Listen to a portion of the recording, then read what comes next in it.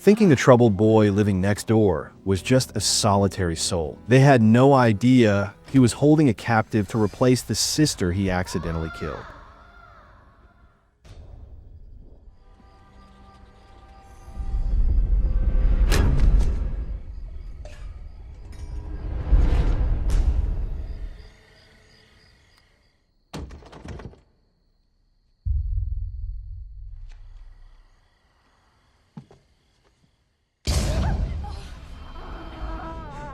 The film opens in the middle of a stormy night in Woodshire as a young girl, Carrie, who seems to be in a psychotic state, walks toward her parents' bedroom. Awakened by the noises, her mother checks on her, only to be ruthlessly killed with multiple hammer strikes. Her father, Jacobson, hears the sounds of the attack, but before he can react, Carrie runs in and murders him too. After the gruesome double murder, she escapes the house and is never seen again. We shift the scene 4 years later as a new family. Elissa and her mother, Sarah, move into a huge house right next door to the infamous Jacobson residence. The murders in the Jacobson house have severely driven down the local real estate market, which is how Sarah and Elissa were able to afford the rent for their beautiful place. Out of curiosity, Elissa sneaks out one evening to check out the notorious house. But when she hears strange noises coming from the nearby forest, she quickly changes her mind and runs back. Later, over dinner, it is revealed that even though Sarah has separated from her husband, Elissa still misses her father. That night, Sarah is woken up by strange noises outside and is shocked to realize that someone is still living in the supposedly abandoned Jacobson house. The following day, while meeting their neighbors, Sarah and Elissa learn that the Jacobson's son, Ryan, is living alone in the notorious house and keeps entirely to himself. The house is generally hated by the neighborhood for lowering property values, and Ryan refuses to sell it despite attempts by the town to buy it. Ryan, the sole survivor of the tragedy, was safely staying with his aunt upstate when the murders took place.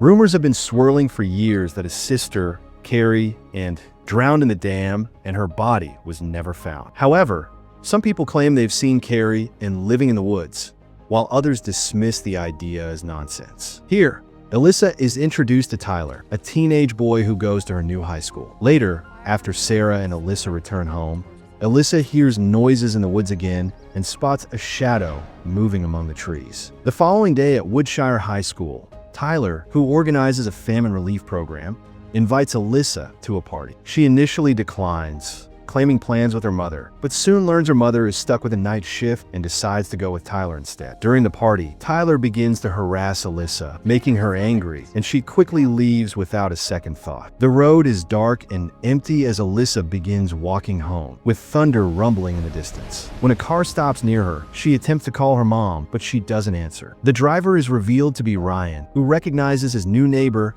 and offers her a ride. Initially afraid, Elissa refuses, saying she's waiting for her mother. However, the onset of heavy rain forces her to get in with Ryan. On the way home, Elissa asks why he still lives in the house where his parents were killed, and Ryan reveals that his father had sent him away when he was 7. Now, the house is the only thing he has left of his family, but he plans to fix it up, sell it, and leave for a new place. After they arrive home, Elissa's mother scolds her for taking a ride with Ryan and not telling her, which frustrates Elissa, causing her to ignore her mother completely. Meanwhile, Ryan makes a single meal and brings it down to his basement, where he enters a small, hidden room, the place of his secrets. Soon after he enters the room at the end of the hallway, he is suddenly attacked by a young woman who appears to be Carrie Ann. Ryan manages to make her unconscious again by injecting her with drugs. He scolds her, not understanding why she always tries to run away since he takes such good care of her, and also warns her not to bother the new neighbor. When he leaves the room,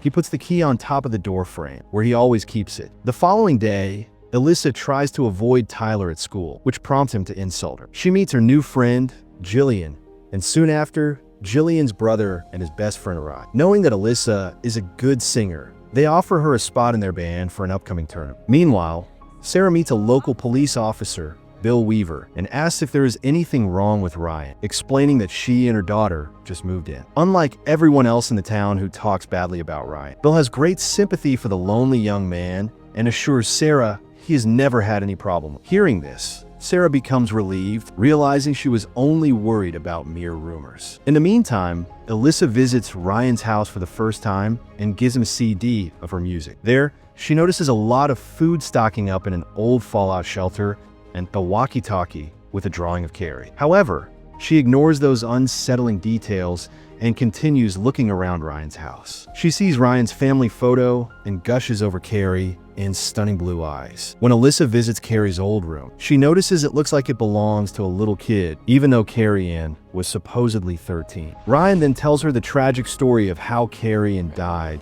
during an accident on the swings, explaining that while they were playing tag, Carrie went too high, fell, and damaged her brain. Ryan reveals that he shouted for his parents to help, but they could be seen sitting hopelessly inside doing drugs. The brain damage made Carrie Ann completely different, leading her to attack her family and break things. Elissa soon leaves for home, but when she tells her mother where she was, Sarah becomes worried and advises her to give up trying to fix the damaged boy. After Elissa leaves, Ryan checks on the woman in the hidden room, but forgets to lock the door on the way out. As a result, the woman wakes up, manages to break through Ryan's security, and tries to escape. Watching her from outside, Ryan rushes to capture her, but the woman seems to be running toward Elissa's house. All of a sudden, Elissa's door rattles, terrifying her, but when she checks outside, Jillian suddenly appears from behind and scares her. After they go inside, Ryan is seen having somehow captured the woman before she could appear in front of people. The following day, Sarah invites Ryan to dinner at their house,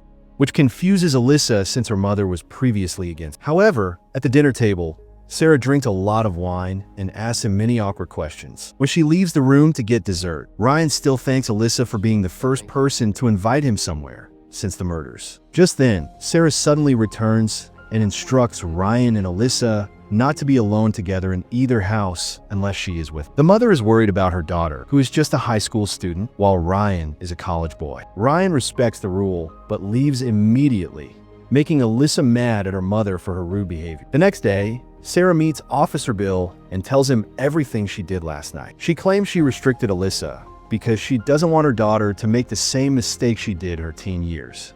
In the meantime, Elissa is still mad, thinking her mother still treats her like a child. She soon meets Ryan and apologizes to him on behalf of her mother. Having Jillian with her, Elissa asks Ryan to give them a ride home, but Jillian appears to be afraid of Ryan. They drop Jillian at her house, and Ryan reminds Elissa of his promise to Sarah, telling her that they shouldn't be alone together. However, Elissa doesn't take her mother seriously and tells him that she has already connected her mobile with the home telephone, which will now forward every call to her cell. She then receives a call from her mother, who tells her that she will be busy with the night shift again. Later that evening, they go inside Ryan's house to make out on the couch, and the noises they make reach the woman, whom Ryan calls Carrie, and through a baby monitor. The woman manages to escape from the basement and tries to run away, but not before she takes a knife with her. Watching her escape, Ryan suddenly shouts at Elissa, telling her to leave the house, and he begins chasing after the woman who is running through the woods. Before the woman can reach a nearby couple in a car, Ryan manages to capture her. The woman keeps making noises that could alert the couple, so Ryan strengthens his hold on her. Unfortunately, this causes him to accidentally snap her neck and kill her. Sad to the core of his heart, Ryan takes her body with him and drives away to dispose of it somewhere. After taking care of the body, Ryan stops at a cafe where a student waitress, Peggy Jones, attempts to comfort him and gives him a slice of cake on the house. Later, he calls Elissa and apologizes, saying he doesn't really understand what happened last night, but he wants to meet her again. Elissa takes the chance and invites him to the Battle of the Bands at school. However, when Ryan arrives there later, the other boys, including Tyler, consider him a freak and try to tease him, but Ryan ignores them. When he goes to meet Elissa, they're interrupted when a boy tells him that the others are starting to vandalize his car. Ryan tries to stop Tyler and his friends, but they all begin to beat him. Ryan has no other option but to resist. He grabs Tyler's leg, breaks it, throws him on the floor, and steps on a broken leg. Everyone gets terrified, but Ryan is forced to run away while the other boys head to destroy his house. Watching the chaos, Elissa quickly grabs Ryan's car and rushes to save his house. The boys try to burn down his house, but Elissa arrives in time and manages to control the fire before it can get worse. Not long after, she receives a call from her mother, who informs her that Tyler was just admitted to the hospital. Elissa explains that Ryan was only defending himself against 6 guys. Sarah demands that her daughter come home, but Elissa gets frustrated and ends the call, saying she is at Ryan's house. After hanging up, she finds a box of tampons and another strange box in Ryan's trash. Meanwhile, Tyler's parents want Ryan arrested, but Officer Bill shuts them down, saying he will only make a move after investigating the whole scenario. Sarah gets worried about her daughter, but Bill calms her down and goes to check on Ryan and Elissa. On the other hand, Elissa hears some weird noises coming from the basement. When she goes downstairs, she finds out it's only the washing machine. But when she's about to leave, she notices the hidden door under the carpet and decides to go in. She enters the room at the end of the hallway, when suddenly, Ryan also arrives there, manages to seize the girl, and instructs Elissa to wait upstairs.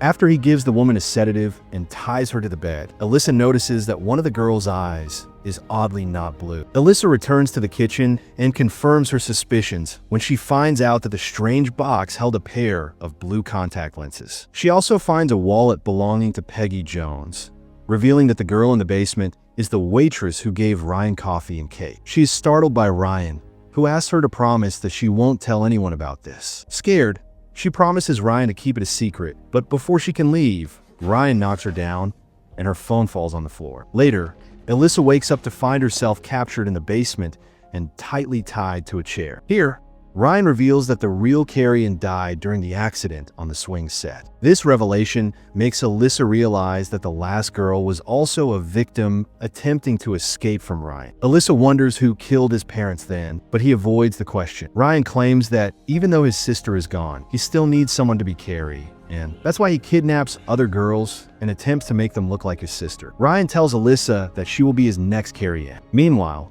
Sarah tries to call Elissa, but when she doesn't pick up, Sarah gets terrified and calls Bill to check on Ryan's house first. Ryan goes back to the hidden room and starts getting things ready to turn Elissa into his sister. He says Carrie Ann's death was his fault, and that's why his parents punished him, but he stopped them. Arriving at Ryan's house, Bill interrogates him about the fight with Tyler. When Bill asks him about Elissa's whereabouts, Ryan claims she might be at the Battle of the Bands, but is not at the house. Before leaving Ryan's place, Bill tries to call Sarah's home, and to his surprise, the ringtone is coming from Ryan's place. This leaves Ryan with no other option but to fight. He instantly grabs a knife and turns off the lights, forcing Bill to chase him down. Meanwhile, Elissa manages to free her legs, but to free her arms, she is forced to use the hotline. Back to Bill.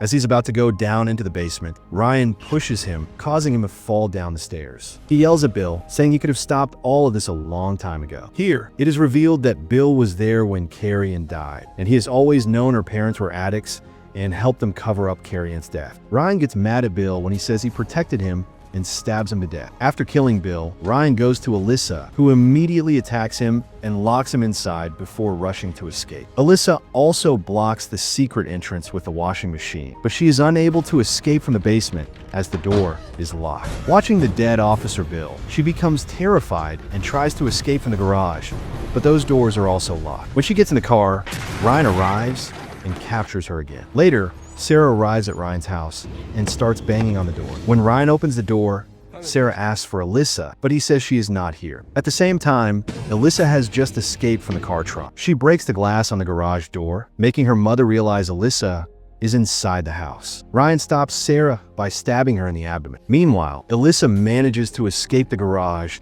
and hides in the basement. When Ryan discovers this, he begins to search for her, saying that he loves her, but he wants someone to be Carrie Ann. Soon after he finds her, Elissa runs and instantly grabs Bill's gun. Watching this, Ryan goes to hide and shut off all the lights. But as he tries to attack Elissa, she shoots him several times, knocking him to the ground. After turning the power back on, she approaches his body to grab his keys, but he suddenly awakes. Luckily, Sarah shows up and gives him the final blow with her hammer, knocking him down. The mother and daughter eventually escape the place and are seen leaving town the following day. The movie ends with Ryan in prison, where he remembers his past. The flashback reveals that after Carrie Ann's death, his mother used to beat him for being Ryan and force him to act as Carrie. This reveals how Ryan became mentally ill and how he killed his parents while acting as Carrie Ann.